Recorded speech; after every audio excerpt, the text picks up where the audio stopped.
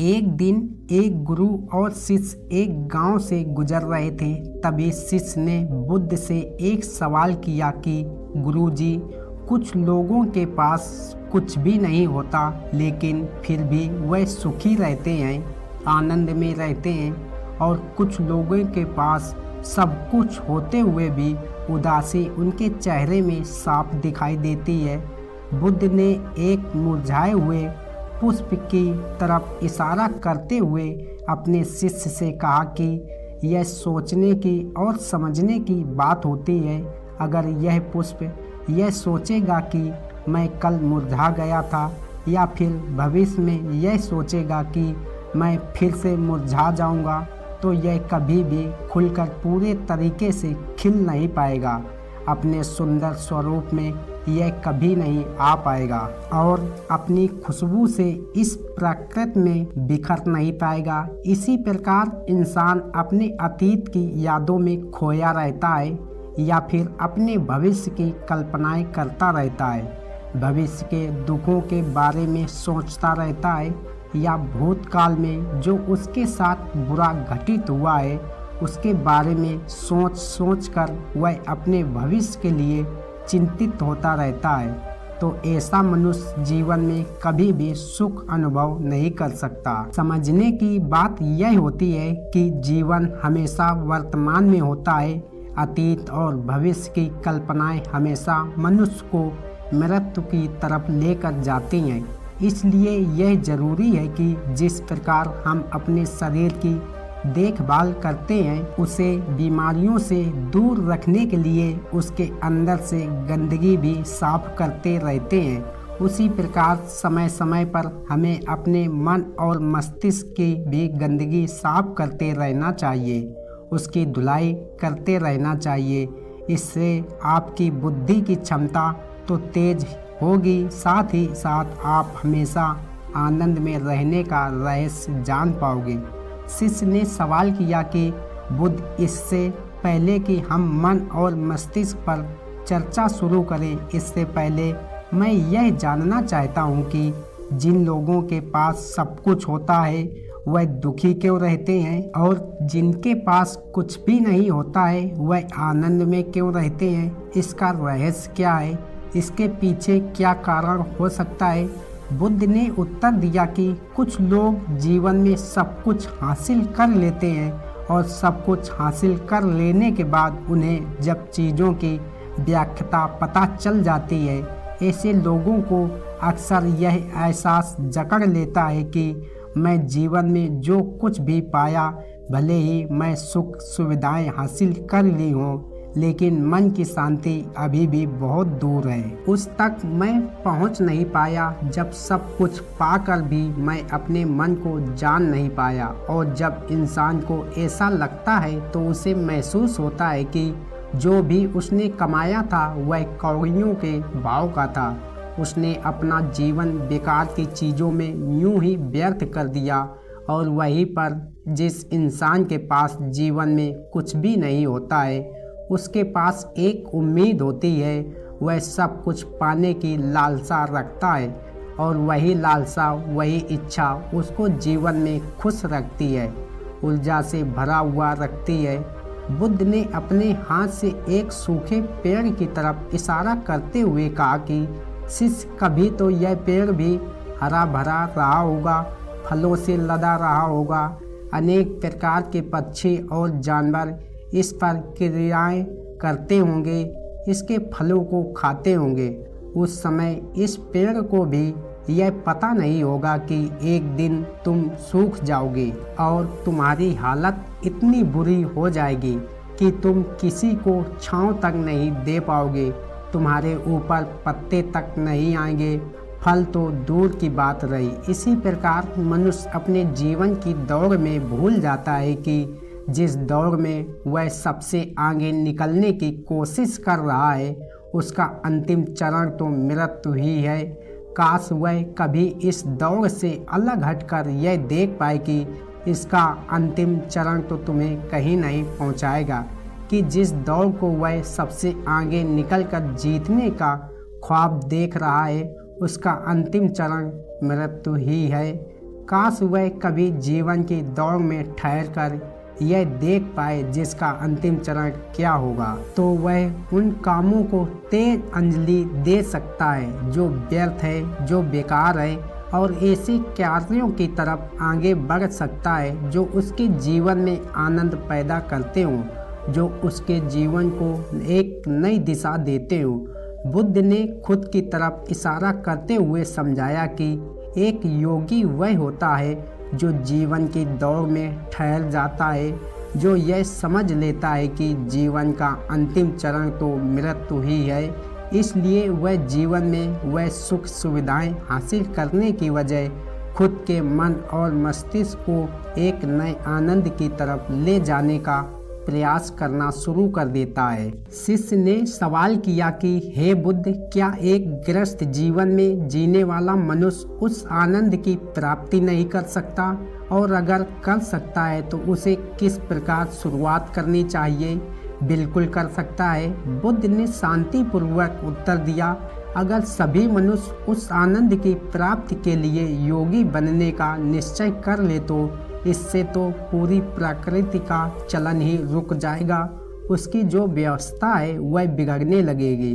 एक सच्चा योगी अपने जीवन की खोज करता है और खोज करने के बाद वह गृहस्थ जीवन में किस प्रकार आनंद को प्राप्त किया जा सकता है वह तरीका सभी को पता है, ताकि मनुष्य अपने गृहस्थ जीवन का पालन करते हुए उस आनंद की प्राप्ति भी कर सके। गौतम बुद्ध ने खुद को संबोधित करते हुए उत्तर दिया कि मैं अपने जीवन में जो खोज की है उसके अनुसार मनुष्य को समय समय पर अपने मन और मस्तिष्क की सफाई करते रहना चाहिए।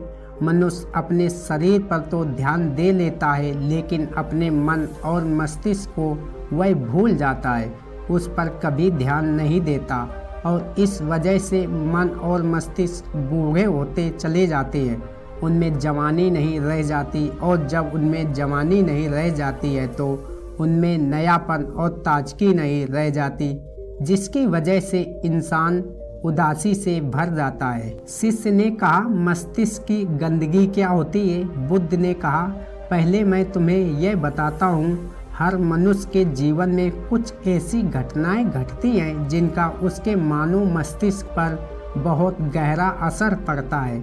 वह जीवन पर्यंत उन घटनाओं को भुला नहीं पाता है, और वही घटनाएं उसके मन में पूरी तरह से जड़ पकड़ के बैठ जाती है, जो उसके मन में गांठ पैदा कर देती हैं, और भविष्य में जब भी वह कोई काम करेगा तो यह घटनाएं उसको प्रभावित करेंगी, उसके विचारों को, उसके निर्णय को पूरी तरह से बदल कर रख देंगी। ऐसे मनुष्य की दृष्टि भी भ्रमित हो जाती है, वह सत्य स्वरूप को नहीं देख पाता, वह चीज़ों को उन घटनाओं से जोड़कर भ्रमित तरीके से देखता है। उदाहरण के लिए, अगर किसी बुरी आंखों वाले आदमी ने आपको धोखा दे दिया तो आप जीवन भर बुरी आंखों वाले आदमी को हमेशा धोखेबाज समझते रहेंगे, उस पर कभी पूर्ण रूप से विश्वास नहीं कर पाएंगे। लेकिन समझने की बात यह होती है कि जिस इंसान ने आपको धोखा दिया वह धोखा आपको बुरी आंखों से नहीं मिला, वह उस इंसान के स्वभाव से मिला। लेकिन उस इंसान के स्वभाव से हमारे दिमाग में उसका एक चित्र छप गया, उसकी एक छवि बन गई, और वह छवि दूसरे आदमी से जब हम संपर्क करते हैं तो बीच में एक दीवार की तरह खड़ी हो जाती है, और इसी वजह से लोगों के बीच संबंध स्थापित नहीं हो पाए। जो मनुष्य के लिए सबसे ज़रूरी यही होता है कि वह अपने आप को अतीत की घटनाओं से फ्री रखे। उन घटनाओं से प्रभावित होकर वह दिमाग में किसी तरह की छवि ना बनाए। कुछ लोग इस बात पर यह सवाल खड़ा कर सकते हैं कि फिर जीवन के अनुभव किस काम आएंगे, लेकिन समझने की बात यह होती है कि हम जीवन के अनुभवों से भी भ्रमित तरीके से ज्ञान लेते हैं, सही तरीके से उनसे सीख ले ही नहीं पाए। ठीक उसी प्रकार जिस तरह उस बुरी आंखों वाले की आंखें जिम्मेदार नहीं थी, धोखा देने के लिए उसका स्वभाव जिम्मेदार था, लेकिन मनुष्य अपने अनुभव में उन बुरी आँखों को याद रखेगा, उसके स्वभाव को भूल जाएगा। शिष्य बुद्ध की बातों में इतना खो गया कि उसे चलते चलते जंगल के रास्ते में पड़े हुए कांटे दिखाई नहीं दिए और अचानक उसके पैर में एक कांटा चुभ गया। गुरु ने उसका कांटा बाहर निकालते हुए उससे पूछा, यह कांटा तुम्हारे पैर में क्यों लगा? इसके पीछे तुम किसे जिम्मेदार मानते हो?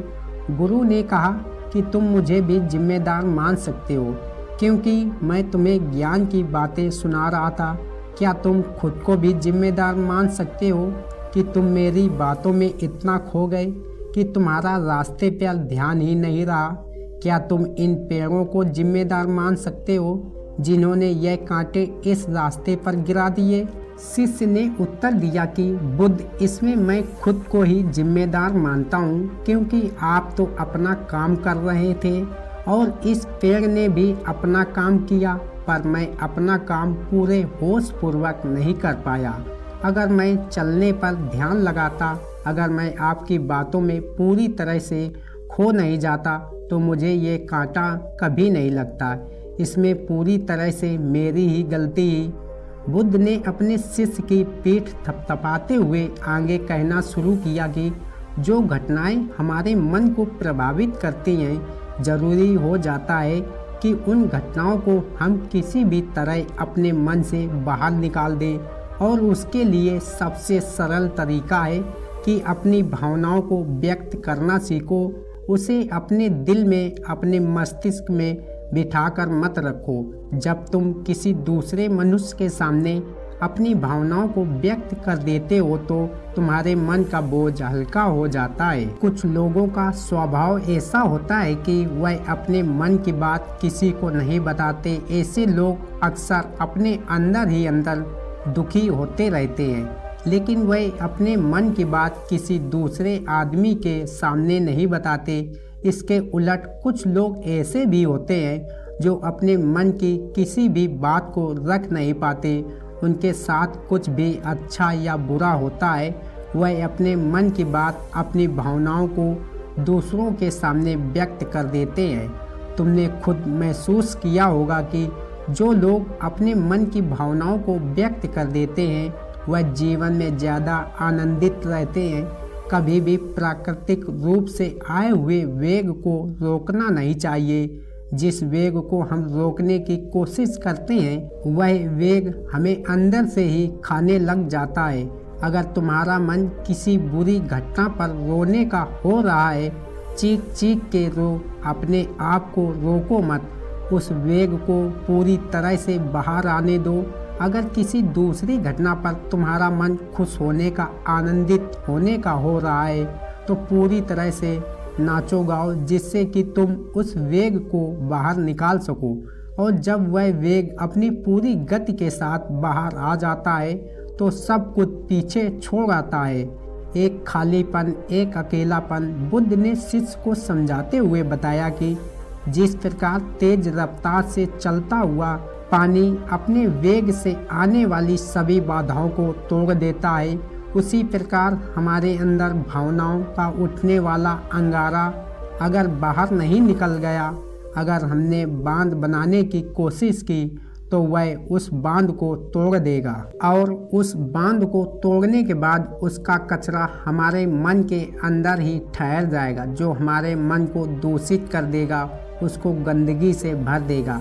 अक्सर मनुष्य अपने मन में किसी घटना को दबाकर इसलिए रखता है कि वह सोचता है कि अगर सामने वाले को इस घटना के बारे में पता चला तो वह पता नहीं मेरे बारे में क्या सोचेगा। इसी विचार से ही अंदर अंदर बहुत ज़्यादा दुखी होता रहता है, लेकिन सामने वाले को वह कुछ भी नहीं बताता। लेकिन एक बार अगर वह हिम्मत कर सकता है, शुरुआत कर सकता है, तो उसका पूरा जीवन परिवर्तित हो सकता है। एक बार अगर उसकी बताने की आदत बन गई तो वह जीवन भर अपनी भावनाओं को दूसरों के सामने व्यक्त करने से घबराएगा नहीं। और अपने दिमाग की यह आदत हम 15 दिनों में पैदा कर सकते हैं। 15 दिनों तक अगर सही तरीके से हम अभ्यास करें तो हमारा दिमाग पूरी तरह से भावनाओं से मुक्त हो जाएगा। यह 15 दिनों का अभ्यास इस प्रकार है। 15 दिनों तक सबसे पहली बात जो याद रखनी है कि अपने मन में किसी भी बात को दबा कर नहीं रखना है। अगर हम किसी मनुष्य के बारे में अच्छा सोचते हैं तो हम उसे व्यक्त करें, अगर बुरा भी सोचते हैं तो उसे भी व्यक्त करें। परिणाम भूल जाएं कि परिणाम क्या होगा, सिर्फ अपने दिमाग की धुलाई करने पर विश्वास रखें। इससे आपके अंदर एक अद्भुत साहस पैदा होगा। जब आप किसी मनुष्य के बारे में वह सब बता पाएंगे जो आप उसके बारे में सोचते हैं, तो आप खुद सोचिए कि आपका खुद के ऊपर विश्वास कितना ज़्यादा बढ़ जाएगा।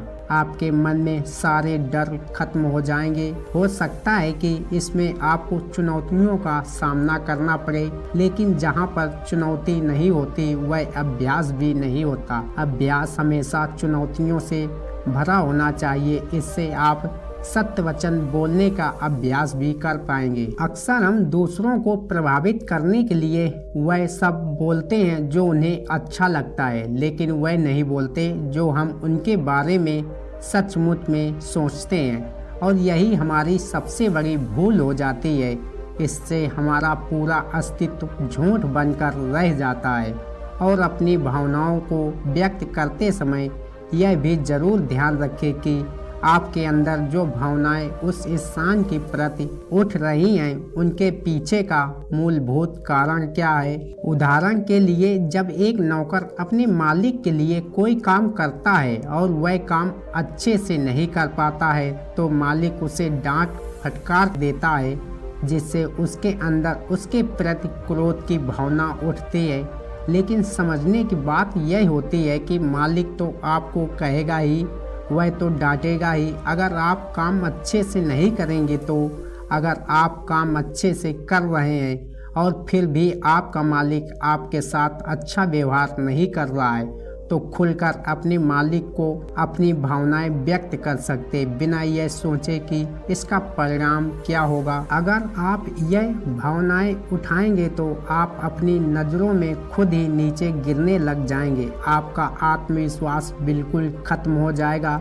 दूसरा अभ्यास जो तुम्हें 15 दिनों तक करना है वह यह है कि जो भी घटनाएं तुम्हारे साथ घटित होती हैं, कम से कम जीवन में एक इंसान ऐसा होना चाहिए जिसके सामने तुम अपने दिल की बात रख सको। चाहे अच्छी बात हो चाहे बुरी बात हो, वह सब बातें तुम बिना कुछ सोचे विचारे, इस डर से कि वह इंसान तुम्हारे बारे में क्या सोचेगा, तुम उस इंसान को अपनी सारी बातें बता सकते हो। और वह इंसान तुम्हारी सारी बातें सुनने के बाद तुम्हारे लिए कोई छवि पैदा ना करे। ऐसा इंसान अपने जीवन में खोजो और उनके सामने अपनी सारी भावनाएं व्यक्त करने की कोशिश करो। दिन में जो कुछ भी घटित होता है, अच्छा लगता है, बुरा लगता है, किसी के प्रति आकर्षण होता है, उसको एक दोस्त की तरह बताने का प्रयास करो। इससे तुम्हें यह पता चल पाएगा कि तुम्हारा मन घटनाओं के प्रति किस प्रकार की भावनाएं पैदा करता है।